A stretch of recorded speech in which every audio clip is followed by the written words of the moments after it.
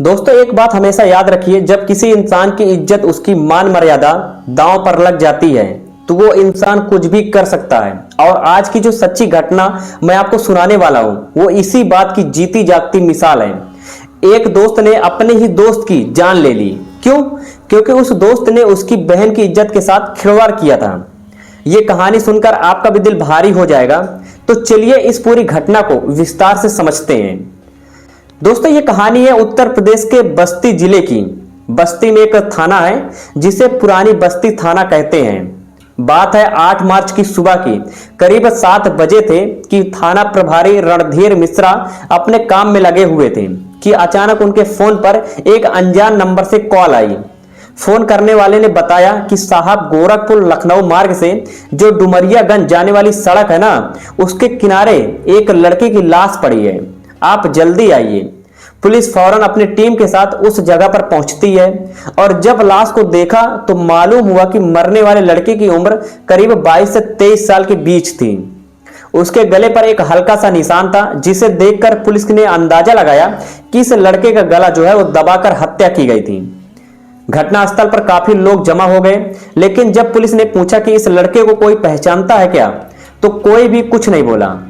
किसी ने उसे पहचानने से साफ इनकार कर दिया। लेकिन पुलिस को समझाते हुए देर नहीं लगी कि यह हत्या किसी और जगह पर की गई है और लाश को यहीं लाकर फेंका गया है।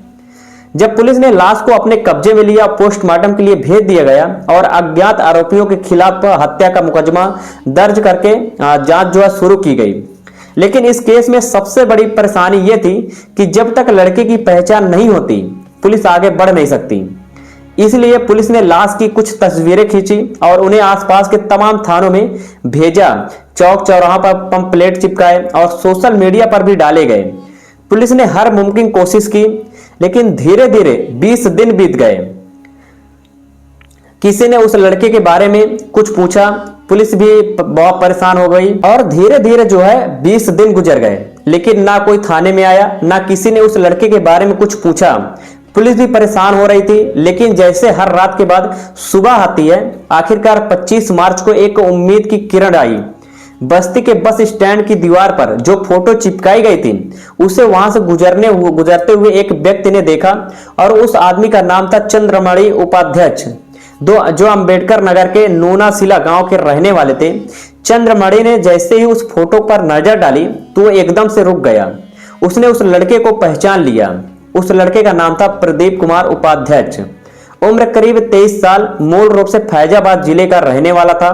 उसके पिता का नाम था कृष्णदेव उपाध्याय, जो रेलवे विभाग में काम करते थे। प्रदीप गोरखपुर में किराए के कमरे में लेकर रहकर ITI की पढ़ाई कर रहा था। चंद्रमणि कृष्णदेव के रिश्तेदार निकले। उन्होंने फौरन कृष्णदेव को खबर दी तो उनके जो पिता कृष्णदेव थे अपने परिवार को लेकर पुरानी बस्ती थाना पहुंचे। पुलिस ने लाश के साथ मिले कपड़े और जूते दिखाए तो कृष्णदेव ने उन्हें देखते ही पहचान लिया। अब यह बात तय हो गई कि यह लड़का उनका ही बेटा प्रदीप है। लाश की पहचान तो हो गई, लेकिन असली सवाल यह था कि प्रदीप को किसने और क्यों मारा।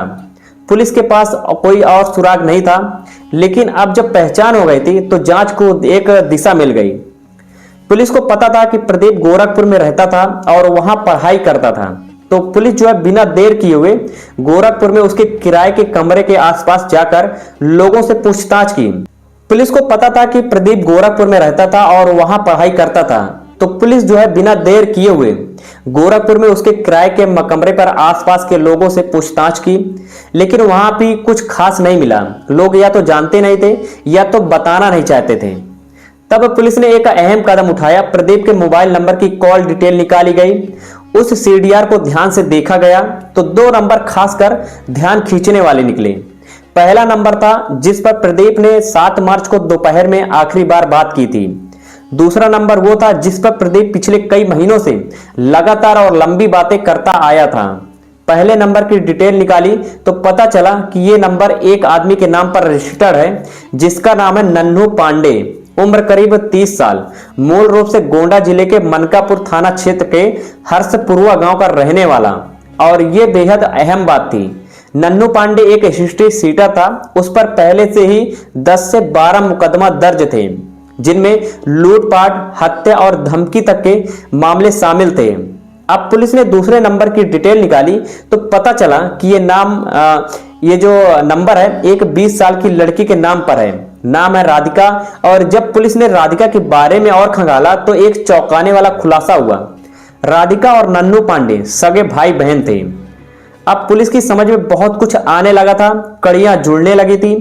पुलिस को यकीन हो गया कि प्रदीप को हत्या जो है नन्नू पांडे ने ही की होगी। इसलिए 29 मार्च को पुलिस उसके घर मनकापुर पहुंची, लेकिन वहां नन्नू जो है नहीं मिला। पुलिस को और भी यकीन हो गया कि वही हत्यारा है। अब पुलिस ने उसे ढूंढना शुरू किया और आखिरकार नन्नू ने अपने ससुराल में मिला, जो बस्ती के पकौड़िया में था।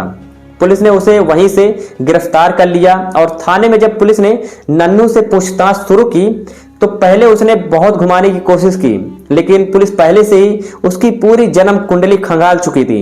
उसकी एक भी बात पर यकीन नहीं किया गया। जब पुलिस ने थोड़ी सख्ती दिखाई तो नन्नू पांडे टूट गया। उसने कबूल किया कि हाँ, प्रदीप की हत्या मैंने ही की है। अब उसने जो कहानी सुनाई उसे सुनकर हर किसी का दिल भारी हो गया। दोस्तों, ये कहानी शुरू होती थी कुछ साल पहले, जब प्रदीप कुमार ITI के लिए पढ़ाई के लिए गोरखपुर आया और वहां किराए का एक कमरा लिया। उसी कमरे के बगल में नन्नू पांडे भी रहता था, जो वहां एक फैक्ट्री में काम करता था। दोनों पड़ोसी थे। धीरे धीरे दोस्त बने और दोस्ती इतनी गहरी हो गई कि प्रदीप नन्नू के पैतृक घर तक भी जाने लगा। पहली बार जब प्रदीप नन्नू के घर गया और वहां उसकी बहन राधिका को देखा तो उसको पहली नजर में ही अच्छी लगने लगी और उसके बाद से प्रदीप किसी न किसी बहाने से नन्नू के घर जाने लगा। और एक दिन मौका पाकर उसने राधिका से अपने मन की बात कह दी तो राधिका ने भी उसे हाँ कह दी। दोनों के बीच प्रेम प्रसंग शुरू हो गया और फोन पर बातें होने लगी, मुलाकात बढ़ने लगी और कुछ समय बाद दोनों के बीच शारीरिक संबंध भी बन गए।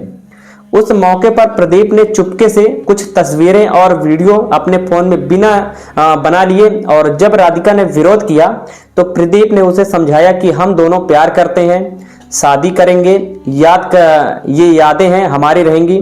और राधिका को उस पर भरोसा था, उसने मान लिया। इधर राधिका ने कई बार प्रदीप से शादी की बात की तो प्रदीप हर बार जो है यही कहता कि पढ़ाई पूरी होने के बाद घर पर बात करेंगे।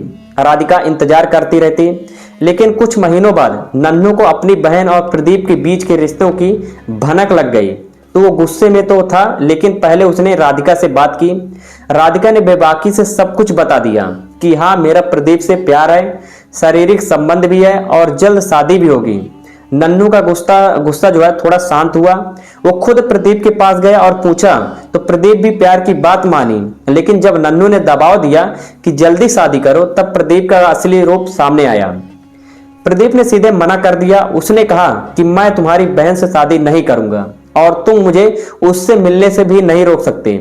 उसने साफ कहा कि मेरे पास राधिका की आपत्तिजनक तस्वीरें और वीडियो है, मैं इन्हें सोशल मीडिया पर डाल दूंगा। उस दिन के बाद तुम समाज में किसी को मुंह नहीं दिखा पाओगे।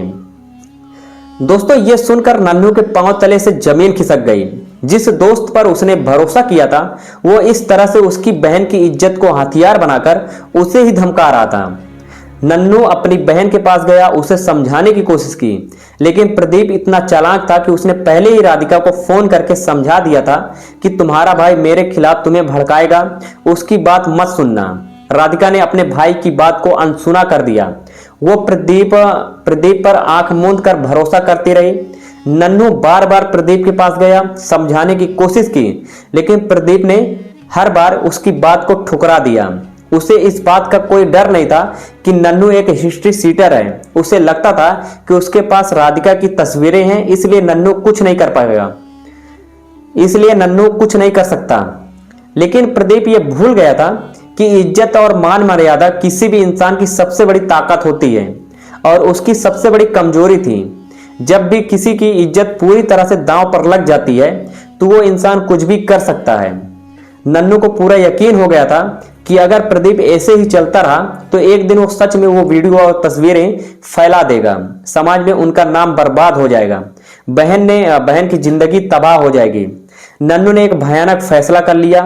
उसने अपने साले नीरज और अपने दो दोस्तों सुनील और ब्रिज किशोर को सुनील और ब्रिज किशोर सिंह से मुलाकात की, उन्हें सारी बात बताई। चारों ने मिलकर एक योजना बनाई।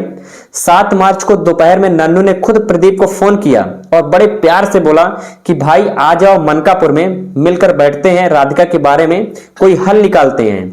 प्रदीप को लगा कि चलो अच्छा है, यहाँ रोड़ा हट जाएगा। वो मान गया। शाम करीब 8 बजे प्रदीप बस पकड़कर मनकापुर पहुंचा। वहां पहले से नन्नू, नीरज, सुनील और ब्रिज किशोर उसका इंतजार कर रहे थे।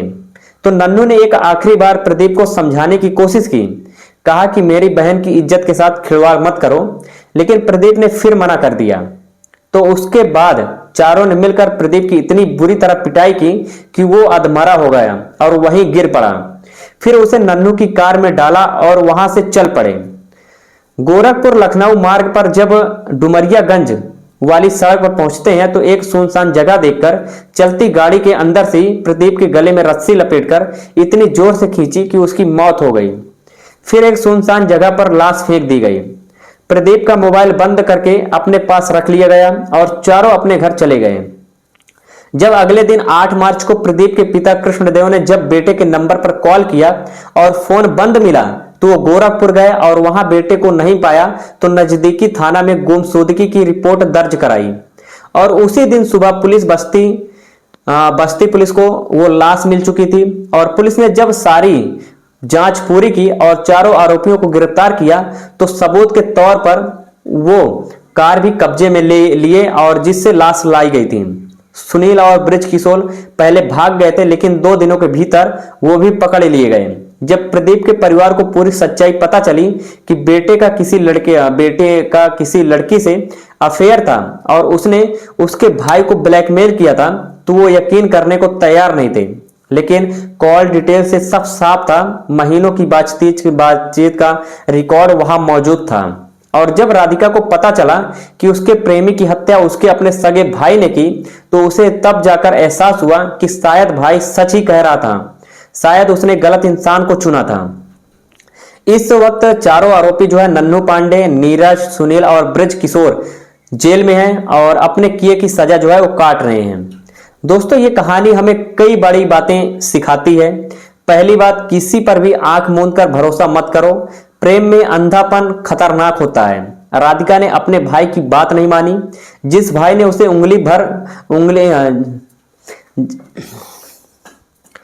जिस भाई ने उसे जिंदगी भर देखा था। दूसरी बात, किसी की इज्जत के साथ खिलवाड़ करना बेहद खतरनाक है। प्रदीप को लगा कि वो तस्वीरों की आड़ में सुरक्षित है, लेकिन उसने ये नहीं सोचा कि एक इंसान की इज्जत जब दांव पर होती है तो वो किसी भी हद तक जा सकता है। तीसरी बात, हिंसा कभी किसी समस्या का हल नहीं होती। नन्नू ने जो किया वो भी गलत है, उसे कानून का सहारा लेना चाहिए। आज वो खुद जेल में है और उसकी बहन बिना भाई के अकेली है। दोस्तों, जिंदगी में जब भी कोई मुश्किलें आए, कानून का रास्ता छोड़कर गुस्से में कोई भी कदम मत उठाइए, क्योंकि एक गलत फैसला पूरी जिंदगी बर्बाद कर देता है। और जो लोग दूसरे की इज्जत के साथ खेलते हैं, उन्हें याद रखना चाहिए कि हर बुरे काम का हिसाब एक दिन जरूर मिलता है।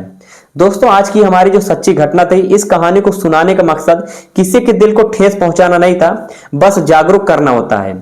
तो अभी तक हमारे दोस्तों चैनल को सब्सक्राइब नहीं किए तो वीडियो को लाइक करके चैनल को सब्सक्राइब कर लीजिए, जिससे कि आने वाली वीडियो की नोटिफिकेशन सबसे पहले आप तक पहुंच पाए और मैं ऐसे ही सच्ची और अच्छी कहानी लाने के लिए मजबूर हो जाऊं। तो जल्दी मिलते हैं नए कहानी के साथ, नई सच्ची घटना के साथ। तब तक के लिए अपना ध्यान रखिए, अपने परिवार का ध्यान रखिए, जहां भी रहिए जागरूक रहिए, सुरक्षित रहिए।